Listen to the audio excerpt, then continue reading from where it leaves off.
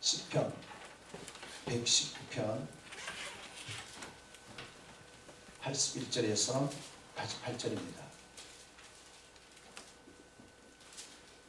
시편 119편 81절에서 88절을 제가 받들어 읽도록 하겠습니다. 나의 영혼이 주의 구원을 사모하기에 피곤하오나 나는 주의 말씀을 바라나이다. 나의 말이 주께서 언제나 나를 안위하실까 하면서 내 눈이 주의 말씀을 바라기에 피곤하니이다. 내가 연기 속에 가죽부대같이 되었으나 주의 율례들을 잊지 아니하나이다. 주의 종의 날이 얼마나 되나이까. 나를 핍박하는 자들을 주께서 언제나 심판하시리이까. 주의 법을 따르지 아니하는 교만한 자들이 나를 해하려고 웅덩이를 팠나이다. 주의 모든 계명들은 신실하니이다. 그들이 이유 없이 나를 핍박하오니 나를 도우소서.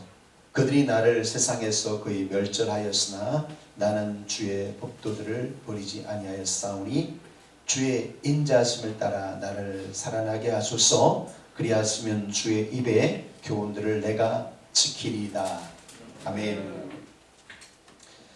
코로나19의 확산세가 좀 둔화되는 듯 했지만 또 서울 수도권 또 구로에 있는 그 콜센터 등에서 확진자가 늘어나면서 또 상황이 좀 위급하게 되었습니다.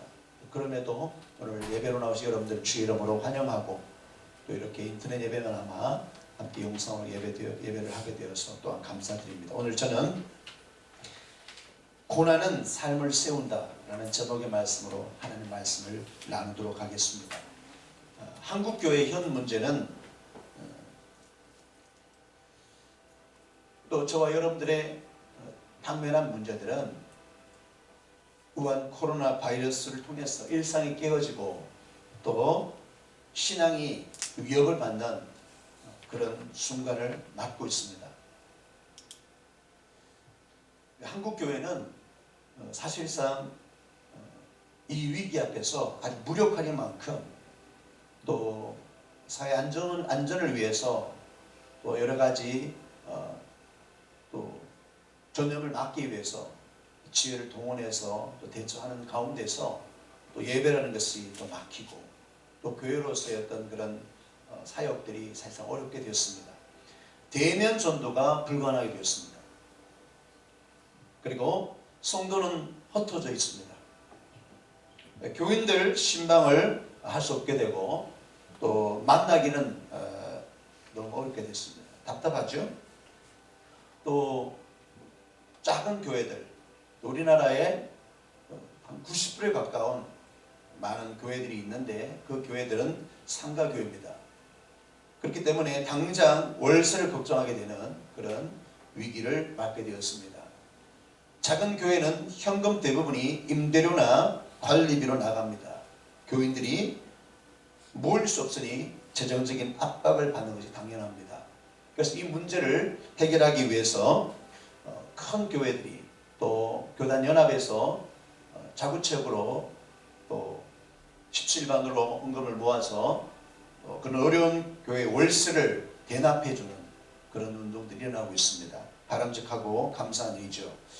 우리가 알고 있는 서울의 한 큰 교회는 16억 정도가 이렇게 교회 헌금과 더불어 많은 분들이 또 이렇게 헌금을 해서 모은 8억 한 7천만 원 정도는 또 9억 성금으로 보내고 되고에 그리고 나머지 7억여 원은 미자립교회 월세 대납으로 보통 50에서 70만 원의 월세가 나가는데 70만 원 3번 낼 수 있도록 한 500교회를 대상으로 선정하겠지만 그렇게 하고 있다는 것입니다.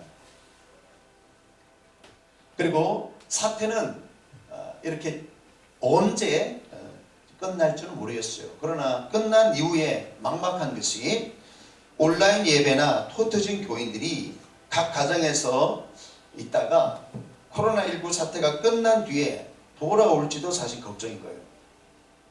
저는 이 문제에 대해서 많이 고민을 하고 또 미리 예견하고 생각한 바가 있습니다.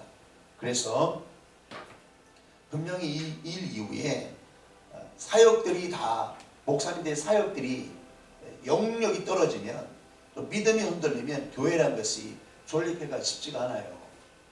그래서 이거는 뭐 경제적인 문제를 떠나서 문 닫는 교회가 많이 생길 거라는 생각을 제가 하게 되었습니다. 여러분 기도해야 됩니다. 어느 곳에 있든지 이 어려운 문제들을 극복할 수 있도록 여러분 함께 믿음을 가지고 기도해 주시기 바랍니다. 자, 오늘 말씀을 좀 나누고 싶은 것은 그것입니다. 고난을 기회로 받아들이라는 것입니다. 긍정적이고 도전적인 마음으로 위기를 함께 극복하자는 것입니다. 고난은 변장된 축복이라는 말이 있어요. 교회는 역사상 고난과 역경을 그치지 않은 적이 없어요. 왜? 그 고난과 역경 가운데서도 하나님이 보호하신다는 그 믿음으로 간극게 되었기 때문에 극복한 줄로 믿습니다. 고난의 원인은 여러 가지가 있겠죠. 자연적 재해가 있습니다. 이렇게 재앙에 가까운 이 코로나19 같은 그런 어떤 질병도 재앙에 포함되는 것이죠. 그리고 죄로 인한 그 죄값으로 고난이 옵니다. 그리고 하나님의 징계로 우리 그리스도인이 보는 시각에서 고난은 오는 것이죠. 또 하나님의 훈련으로 또 연단을 통해서 더 귀하게 쓰시려는 하나님의 의도가 있는 것을 믿으시길 바랍니다. 지난 금요일 날 미국에서 이 코로나19를 또 대처하는 방법으로 미국 행정부 또 트럼프 대통령이 국가 비상사태를 선포했어요. 그런데 그런 선포를 하면서 트럼프 대통령이 이번 주일날 국가 기도의 날로 그렇게 함께 선포하면서 기도해 달라고 이렇게 리더십을 발휘한 것입니다. 여러분 우리 교회는 위기 앞에 기도해야 될 줄 믿습니다. 오늘 본문 말씀 보니까 83절에 위기 앞에서 우리 모두가 연기 속의 가죽 부대 같다는 것입니다. 쪼그라들고 아무 쓸모없는 것처럼 되어버린 거예요. 마음과 삶을 표현하는 아주 적절한 표현이 아닌가 생각이 들어요. 연기 속의 가죽 부대 같다.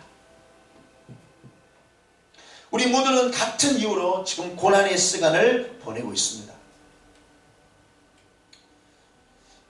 미국은 독감으로 여겼는데 지금 뭐 엄청나게 전염되기 시작하니까 그렇게 비상사태까지 선언하게 되었고, 또 유럽 국가들, 뭐 이탈리아, 또 중동의 뭐 여러 어떤 동남아, 이란 사망자들이 아주 속출하고 있어요. 팬데믹이라고 대세계 대유행인 거죠. 어떤 사람은 그렇게 얘기까지 해요. 세계 인구의 70%까지 감염될 수도 있다. 그렇게 말하는 것입니다. 끝날 것 같지 않는 어두운 터널을 지금 우리는 지나고 있어요. 고난이라는 위기는 우리의 믿음을 평가합니다. 고난 속엔 사망의 권세가 역사하기 때문에 두려움과 공포를 우리가 동반하고 느끼는 거예요. 코로나19를 통해서 뭐 감기 정도밖에 안 되는데 여러분 좀 호전적이고요. 또 아주 그냥 낙관적인 천성을 가진 영국 사람들은 뭐 마스크도 안 하고 다닌다는 거예요. 지금. 근데 사실상 이게 폐렴으로 들어가니까 뭐 젊은 사람도 운동선수도 또 안전하다고 보장할 수는 없는 겁니다. 그런 어려움들이 지금 있는 거예요. 욥기서 3장 26절에 보면 이런 상황, 고난을 당한 그런 상황에서 욥이 이렇게 말합니다. 나에게는 평온도 없고 안일도 없다. 휴식도 없고 다만 불안만 있구나. 연기로 훈제한 그 가죽 부대처럼 쪼그라들고 쪼그라들어서 그런 욥의 표현처럼 참 그런 상태인 것이죠. 그런데 역설적이지만 욥 또한 고난 가운데서 그가 깨달은 바가 있는데 그것은 이겁니다. 하나님의 뜻이다. 이것은 하나님의 뜻이다. 그래서 욥은 그 고난을요 기쁘게 믿음으로 받아들이게 된 겁니다. 여러분, 이런 시선으로 오늘 읽은 본문 10편 119편 81절부터 88절을 제가 좀 쉬운 성경으로 한번 읽어보도록 하겠습니다. 내 영혼이 주의 구원을 기다리다가 지쳤지만 그래도 나는 오직 주님의 말씀에 내 소망을 둡니다. 내가 주께서는 언제쯤이나 나를 위로해 주실까 하고 주님의 약속을 기다리고 기다리다가 그만 지쳐서 나의 두 눈마저 흐릿해졌습니다. 비록 내가 불에 오그라든 가죽 부대처럼 아무 쓸데없게 되었을지라도 나는 결단코 주의 윤례를 잊지 않으렵니다. 주여, 주의 종을 얼마나 더 기다리게 하시렵니까? 내가 살아갈 날이 얼마 남지 않았습니다. 나를 괴롭히는 자들을 언제 주께서 벌하시렵니까? 주의 법을 거스르는 저 교만한 자들이 나를 빠뜨리려고 구덩이를 깊게 파놓았습니다. 주의 계명들은 모두 진실하건만 사람들이 아무 까닭도 없이 나를 해치려고 하오니 나를 도와주소서. 저들은 나를 그의 죽음의 무턱까지 몰고 갔지만 그래도 나는 주님의 교훈을 저버리지 않았습니다. 주님의 인자하심으로 나를 살려주셔서 그리하시면 내가 주님의 입으로 친히 일러주신 주의 교훈을 지키며 살겠습니다. 아멘. 욥은요, 끝까지 의인으로 시험을 이기고 나중에 결국은 가정의 행복과 번영을 다시 갑절로 받게 됩니다. 베드로전서 2장 19절부터 25절 이 말씀을 제가 이렇게 보면서 참 위로의 말씀을 받았어요. 베드로전서 2장 19절로 25절을 제가 한 번 더 읽고 싶은데 여러분 성경 찾으셔서 한번 읽으십시다. 신약성경 379쪽 베드로전서 2장 19절로 25절.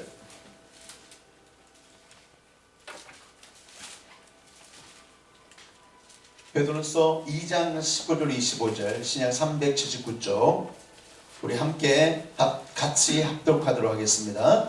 부당하게 고난을 받아도 하나님을 생각함으로 슬픔을 참으면 이는 아름다우나 죄가 있어 매를 맞고 참으면 무슨 칭찬이 있으리요. 그러나 선을 행함으로 고난을 받고 참으면 이는 하나님 앞에 아름다우니라. 이를 위하여 너희가 부르심을 받았으니 그리스도 너희를 위하여 고난을 받으사 너희에게 본을 끼쳐 그 자취를 따라오게 하려 하셨느니라. 그는 죄를 범하지 아니하시고 그 입에 거짓도 없었으며 욕을 당하시되 맞대어 욕하지 아니하시고 고난을 당하시되 위협하지 아니하시고 오직 공의로 심판하신 이에게 부탁하시며 친히 나무에 달려 그 몸으로 우리 죄를 담당하셨으니 이는 우리로 죄에 대하여 죽고 의에 대하여 살게 하려 하심이라. 그가 채찍에 맞음으로 너희는 나음을 얻었나니 너희가 전에는 양과 같이 길을 잃었더니 이제는 너희 영혼의 목자와 감독 되신 이에게 돌아왔느니라. 아멘. 여러분, 오늘 우리가 방금 같이 읽었던 21절 너희에게 본을 끼쳐 그 자취를 따라오게 하려 함이라. 예수님께서 어떤 본을 보이셨습니까? 고난 가운데 특별히요 빌라도 법정에서 예수님이 이런 본을 보이셨어요. 빌라도가 그 총독이 네가 유대인의 왕이냐? 유대인들이 예수님을 고소한 죄입니다. 그가 자칭 유대인의 왕이라고 말하기 때문에. 그런데 예수님은 어떻게 대처하시냐? 보니까 꿀먹은 덩어리처럼 침묵하시는 거예요.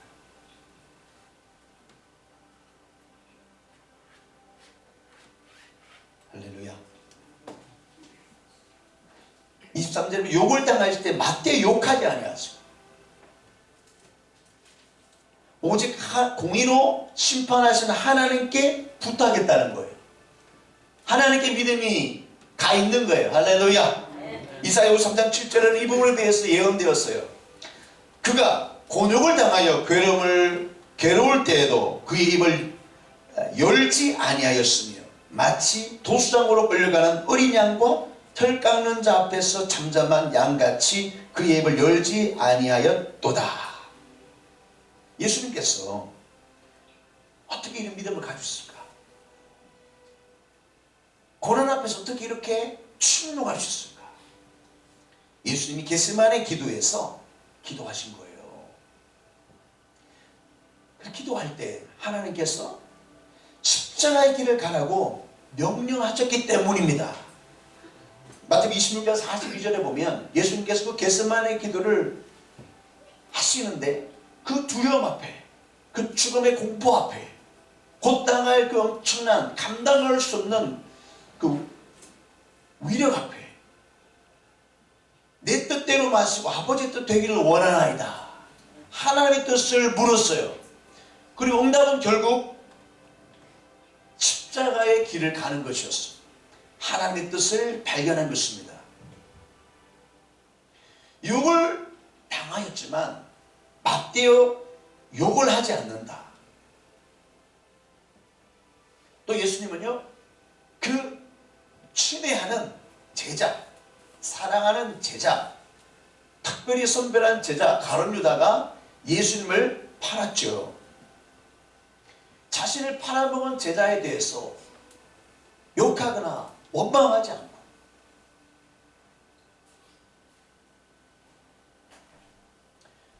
여러분 참 부정적인 말을 하지 않고 어려운 상황 속에서 꾹 참는 거 여러분 쉽지 않습니다. 우리 또한 하나님이 주신 말씀을 붙잡고 감사하며 고난을 이겨내야 될 줄로 믿습니다. 고난이 닥치면 하나님께 나가서 고난의 이유를 묻는 거예요. 그리고 하나님이 주시는 영의 말씀을 받아야 되는 거예요. 그래야 어떤 시련이 와도 실족지 않고 넘어지지 않습니다. 그래서 오늘 예배를 드리는 거예요. 하나님의 말씀을 받는 것입니다. 성경의 내용들은 사실 인간의 이야기인데 그것이 고난에 대한 이야기. 특별히 사도들 가운데 나중에 자칫 사도라 그러죠. 근데 주님이 부르셨어요. 사도 바울이 고난을 많이 당했습니다. 그는 골로새 1장에 보면 24절에 그리스도의 남은 고난을 내 육체에 채운다. 고난을 육체에 채운다고 말할 정도로 그렇게 고난이 아주 심각했어요.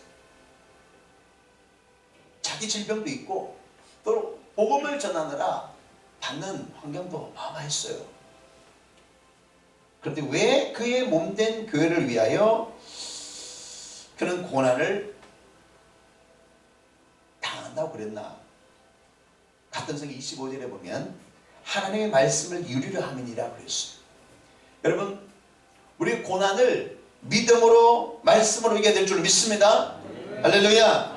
고린도서 1장 8절 9절에 보면 사도 바울이 형제들아 우리가 아시아에서 당한 환난을 너희가 모르기를 원치 아니하노니 힘에 겹도록 심한 고난을 당하여 힘에 겹도록 심한 고난을 당했다는 거예요.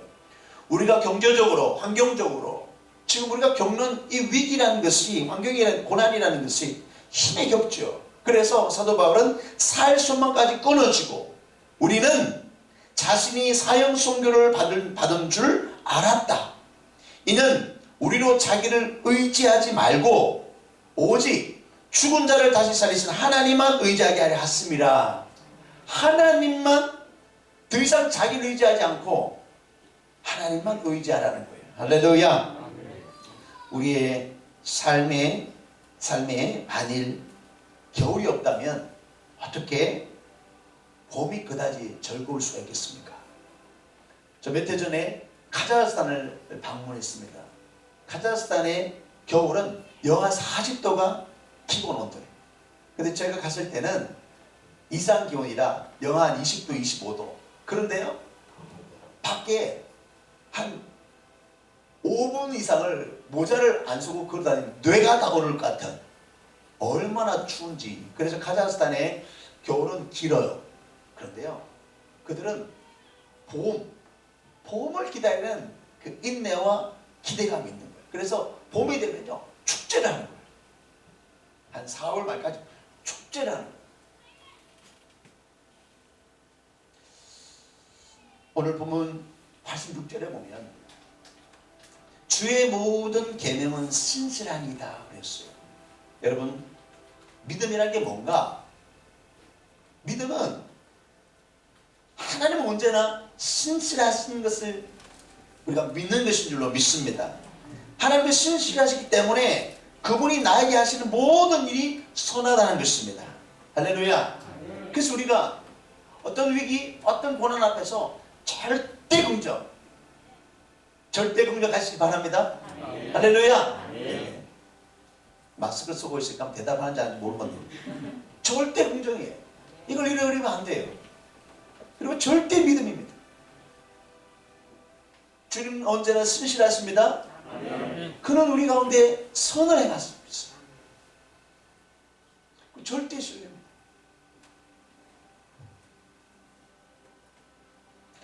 또 한 인물이 있는데 구약의 그 다윗은 고난을 참 많이 당했습니다. 그런데 그 다윗이 당한 그 위기, 정말 절박한 위기의 상황이 있었는데요, 압살롬 아들이 모반한 거예요. 그래서 헤브론의 자신이 왕이다.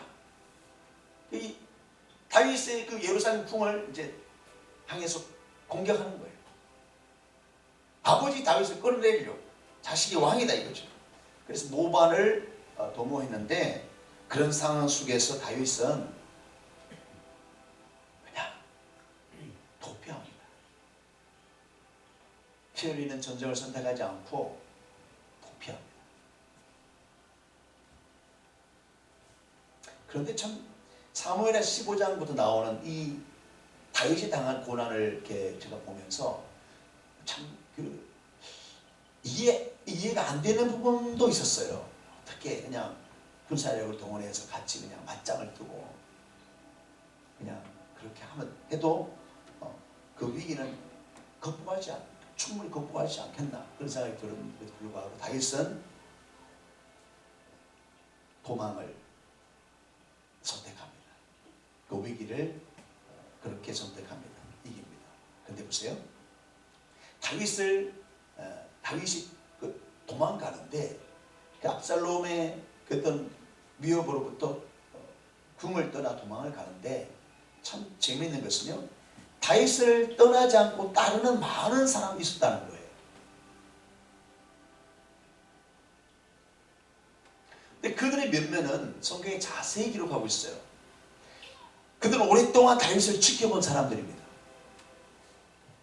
그 대부분 이방에서 전향한 블레셋 사람들 한 600명 정도가요, 사무엘하 15장 18절 보면 왕 앞으로 행진했다, 경호하는 거예요. 이방으로부터 전향한 사람들, 그런 사람들이 다윗과 함께 피신하는 거예요. 여러분, 다윗은요 참 감사하게도 그 고난을 통해서 그동안 그의 삶이 평가되는 것을 경험하게 됩니다. 여러분, 우리가 고난을 당할 때 성도들은 우리의 믿음이, 삶이 평가되는 것을 여러분 직시하시길 바라요. 저는 지나간 밤에 꿈을 꿨어요.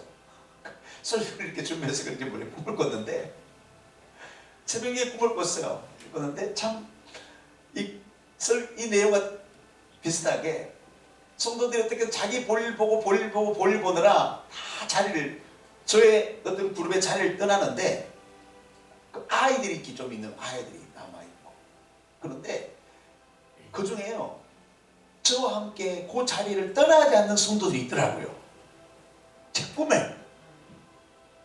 할렐루야. 제가 그 꿈을 꾸고 아주 위로를 받았어요. 예수님은 그 십자가의 고난을 통해서 그 어떤 분임을 보여주셨어요. 그리고 확인된 바, 백부장이 예수님을 십자가에 처형하고 그 운명하시는 그 모습을 지켜보면서 참으로 하나님의 아들이다, 그렇게 말하는 거예요. 그리고 그 죽음의 현장에서 같이 십자가에 못 박힘을 당하는 한편 강도가 이렇게 말하는 거예요. 당신이 지금 가는 곳에 나도 가기를 원합니다. 있기를 원합니다. 죽는 순간 구원을 요청하는, 여러분, 사람이 죽는 순간에 사형수들도 보면요, 그 본능적으로 막 욕을 하고 막 그런다지 않습니까? 발악을 하고. 그런데 이 한편 강도는 그 예수님의 그 면면을 지켜보면서 참으로 자신의 영혼을 맡길 분이라는 것을 알게 된 거예요. 그래서 그런 구원을 요청하게 된 줄로 믿습니다. 구약에 다니엘이라는 사람이 있습니다. 다니엘은 사자굴에 던져지지 않았다면 그의 믿음의 진가는 드러나지 않았을 거예요. 다니엘서 11장 32절에 다니엘이 이런 말로 그의 믿음을 이야기합니다. 그가 또 언약을 배반하고, 이 마지막 때 있을 일이라는 거죠. 예언적인 계시적인 말씀이기도 합니다. 사람들이 많이 배반할 거라는 거예요. 믿음의 자리를 배반할 거라는 거예요. 악행하는 자들이 속임수로 타락시킬 거라는 거예요. 저는 다니엘서 10장 32절 말씀을 아주 오랫동안 내 마음을 붙들고 있는데, 이 속임수라는 이 단어에 우리는 좀 분별력을 가지자, 그런 생각을 가집니다. 우리가 속임수라고 말할 수는 없죠. 지금 우리가 겪은 이 상황 속에서 또 아침에 예배 전에 또 시에서 와가지고 다 이렇게 제대로 하고 있는지 평가도 하고 봤어요. 근데 사실상 기독교의 예배를 그들이 좌지우지한 게 아니에요. 헌법이 보장하고 있는 기독교의 예배는 그렇게 뭐 하라 말아라 그렇게 할 수 있는 게 아니에요. 착각하고 있는 거예요.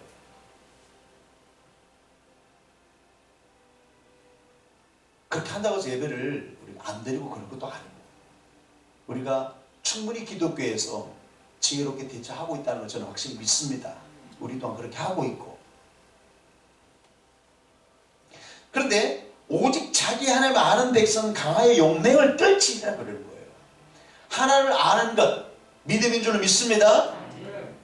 하나님을 아는 백성은 강하여 이겨나간다는 거예요. 용맹을 떨친다는 거예요. 그것은 상황을 바꾸어 좋은 쪽으로 변화시킬 수 있는 능력이 있다는 것입니다.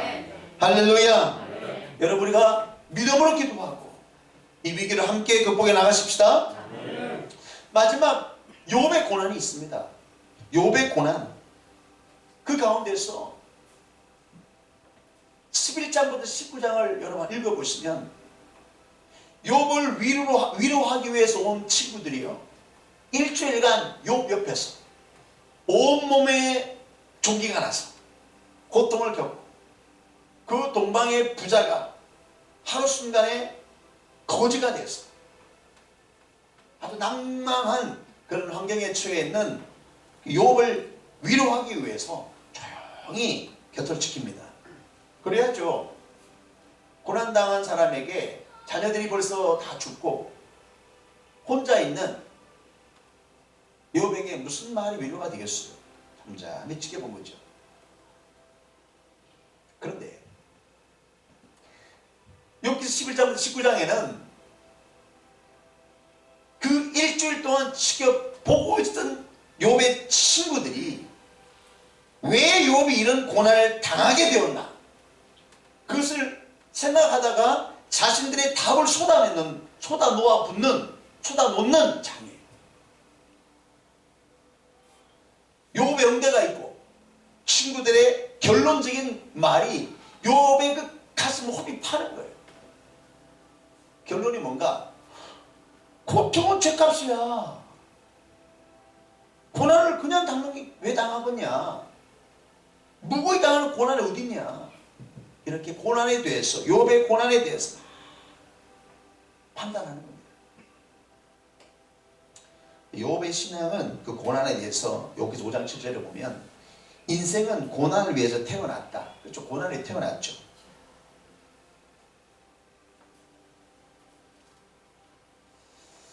여러분, 그러나 이것으로 끝나면 안 돼. 절망이 깊어지면 소망의 항구는 가까워진다는 믿으시길 바래요. 어둠이 깊어지면 반드시 새벽이 오는 거예요. 저는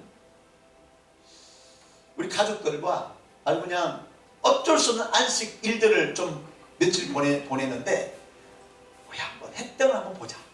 햇덩을 한번 보자.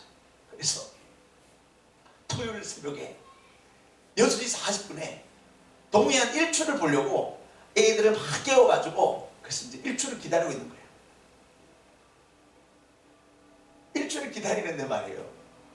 그날 저기 지평선에 구름이 짝짓 껴 있는 거예요. 6시 40분에 분명히 일출을 한다 그랬는데 세상에 해가 안 떠요. 그러니까 우리는 그냥 마스크를 하고 그 바닷가를 주시하고 있는데 떠가지고요. 한참 좀 지났는데 그 가운데 구름이 껴있는 그 가운데쯤에 약간 이제 빈틈이 있었어. 해가요 그 사이로 쫙 보이는 거예요. 근데 빨간 해가 눈이 부시도 빨간 해가 잠깐 보이고서 들어가는 거예요. 근데 제가 그 위로를 받았어요. 야, 깜깜해도 구름이 껴도 해는 해다. 우리를 하나님 위로해 주시려고 잠깐 해를 보게 하신 것. 뭐 우리는 그런 이야기를 하고 해돋이를 했어요. 제가 요즘 그 마음에 대한 책을 쓰고 있잖아요. 이제 그 책을요 80% 썼어요. 이제는 뭐 20%가 너무 어려워서 그렇지. 근데 이제 어떻게 쓸 거라는 건지 아이디어가 정리가 되면 그 책을 다 쓴 거예요. 그런데 제가 요즘 이런 일을 겪으면서 참 하나님은 기가 막히게 또 이 책을 준비하시는구나. 올 여름에 마음학교 샬롬 캠프를 또 할 텐데 내 마음의 창조자인데 부제가요 마음이 하는 7가지의 마음 회복력. 좀 고개를 어떻게 끓이든지 아니면 뭐 도대체 못 알아들어서 가만히 있는 건지 무슨 책인지 눈만 뻑뻑뻑거려요.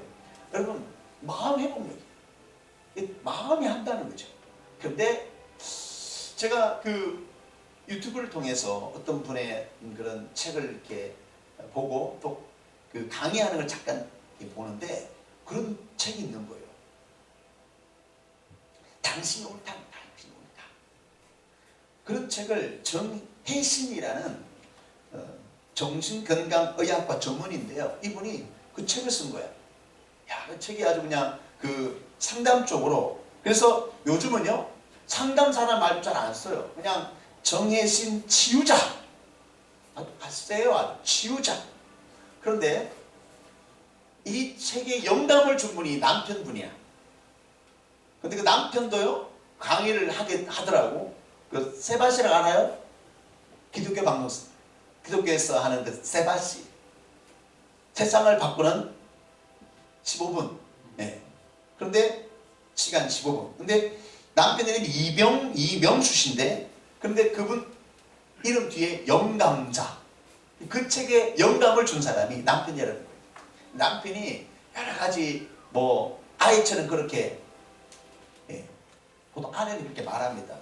애가 둘이면 우리 집에 애가 셋이에요. 그럽니다. 남편도 애처럼 쉽지가 않습니다. 그런데 그 남편분이 여러 가지 마음의 어려움 또 여러 가지 어떤 그런 트라우마가 있지 않겠어요? 그런데 그것을 다 극복하고 그리고 그 부부가 참 그 어려움을 겪는 많은 사람들을 현장에 가서 돕기도 하고 또 많은 좋은 일들을 하더라고요.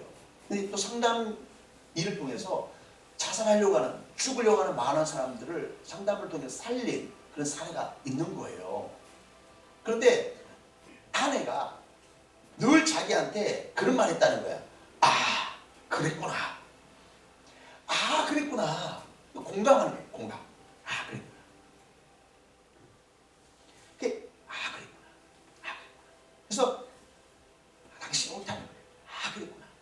그래서 그렇게 공감하는 그런 어떤 언어를 통해서 그 남편이 그렇게 어려움들을 극복해서 아주 이렇게 건강한 마음을 가지게 돼요. 그런 이야기를 하고 있는 것 같아요. 여러분, 믿음의 힘이, 이 신앙이라는 것이 언제 제 힘을 발할까? 예, 그냥 평상시에 잘 몰라요. 잘 몰라요.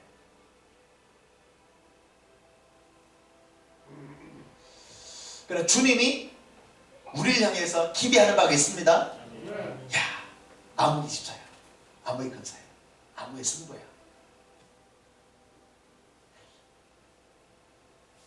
믿음을 가져라. 너 마음을 단단히 먹어라. 넌 할 수 있어. 마음을 강하게 먹어. 할렐루야. 저는 제 마음을 이렇게 전에는 못 믿었어요. 그런데요, 기도하고 기도했더니 이제는 내 마음이 어떤 것을 알게 됐어요. 그래서 마음 전문가가 되어져 가는 거예요. 그래서 마음을 잘 먹으면, 마음을 잘 붙잡으면 여러분 승리할 수 있습니다. 이걸 믿음에 적용해 보세요.